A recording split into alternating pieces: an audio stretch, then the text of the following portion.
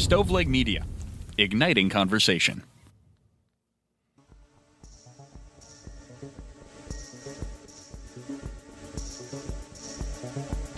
Welcome to True Crime to Go. What can I get for you?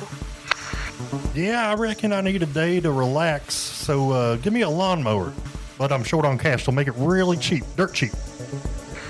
Pull up to the second window and we'll see you next crime. Welcome to True Crime to Go. I am John, here with Jamie.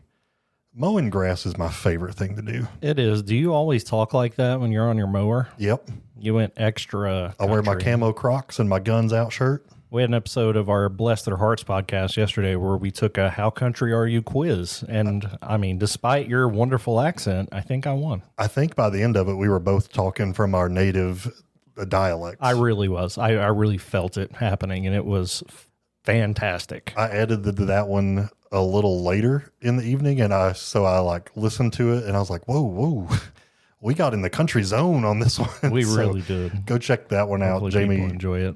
Jamie also had a good episode of True Crime to Go this week where we talked about Toby Maguire and his father's shenanigans.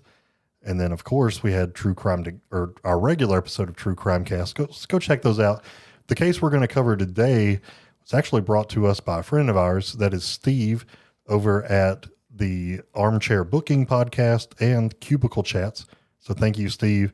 Not a whole lot of information here. This just happened, but if this isn't my favorite crime, I don't know what is. Yeah, it's crazy, the story that happened, and I don't know how we would react to it locally. I think could be a good conversation, but why don't you go ahead and get us rolling?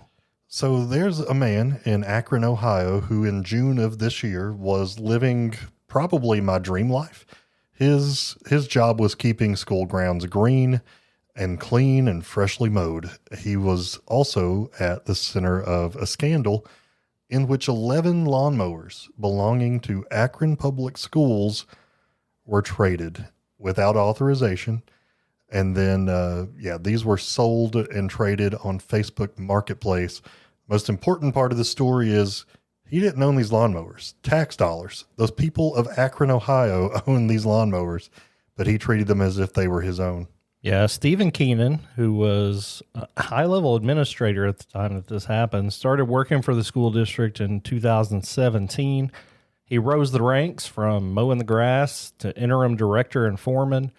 And in early 2024 was when he took on the role of facilities services director, where he finally had kind of full control over the equipment, the maintenance, the purchasing, and that kind of thing. So as far as we know, on or before June 6, 2025, Stephen Keenan went on paid administrative leave because they knew something was going on with these lawnmowers and they had to get figured out. So they think that 11 lawnmowers owned by Akron Public Schools were allegedly traded in to a vendor, and that was done so without formal approval from the school board. So from that trade, Keenan then arranged to purchase 7 of the mowers at a reduced rate offered via a friends and family discount, paying $5,693.32 in total. Jamie, these are... So basically, help me if I'm understanding this correctly. He arranged to trade these into a vendor, right? But then that vendor turned around and said, all right, that's done. I want to sell these back to you for a really discounted price. So the whole thing is just not on the up and up. Right. It's an abuse of power. Yeah, he traded them in under his title of being the director of maintenance. But then bought them personally. And these are commercial grade mowers. So if you're thinking $5,000, like some of these new costs more than that. One of them would have cost more than that. Like I saw pictures of it, and some of these were like the big John Deere diesel that, these are very expensive lawnmowers. They were all listed on Facebook Marketplace with a total price, if you bought all of them, of $14,700. Because of these actions, trading the property without approval, he was placed on leave, and the investigation's still ongoing. He submitted his official recognition last week on September 17th. So he bought the mowers for like almost a little over 5,000, and he's then on the put them dollar. on marketplace for 3 times that. So he was going to stand to make over $10,000 profit. So there are essentially 3 illegal transactions for each mower happening here. And yeah, I mean, I guess I don't know. I coached a sport, and you've done the same, for a local middle school.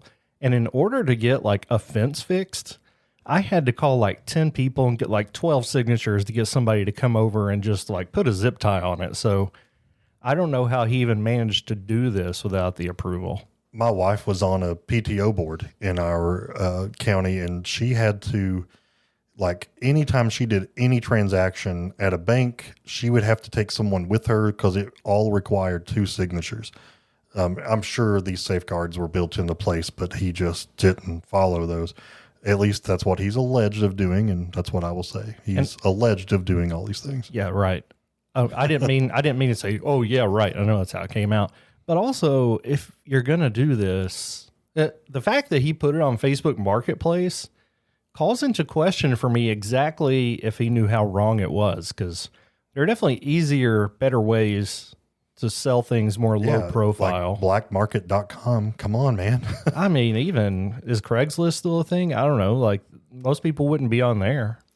Yeah, I mean, he's either unaware that it's wrong or allegedly an idiot. I mean, Yeah, lots of alleged. Because you know what Facebook Marketplace is? It is very public. Right. And you can take pictures. That's called evidence. How far down the line does this go? Was the vendor that took the trade-in on this? What about the people who bought them in the 3rd transaction from Steve? Was this a situation? This could be a receiving stolen property kind of thing. And some of that comes down to whether you knew it or not, and you have to be able to prove it. So Yeah.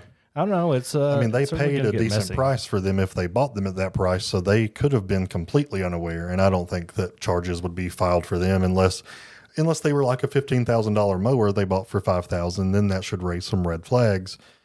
But this is all, of course, a developing story. As of right now, there are no charges pending that I'm aware of. But the guy had to eventually resign from his job after an investigation lasting a couple of months. I do think that if all of this actually happened, there should be charges filed. I mean, this is an abuse of tax dollars, and I feel like when tax dollars are in play, there should be accountability for that. And this, while it may not be a huge part of the county's total budget or the district's total budget, I mean, we're still talking tens of thousands of dollars of equipment, so certainly not a small amount. Steve, go ahead. No, I mean, yeah, if I give money to taxes, I want to make sure that things are being done on the up and up, and it feels like they weren't here. So if I'm a county attorney or district attorney, charges would be filed. I think they should be. Big thanks to Steve for sharing this with us. Obviously, this is right up the alley for true crime to go. Yep, Steve, we appreciate you, and we appreciate you all for listening. This has been a crime story in 10 minutes or less. Would you like crime with that?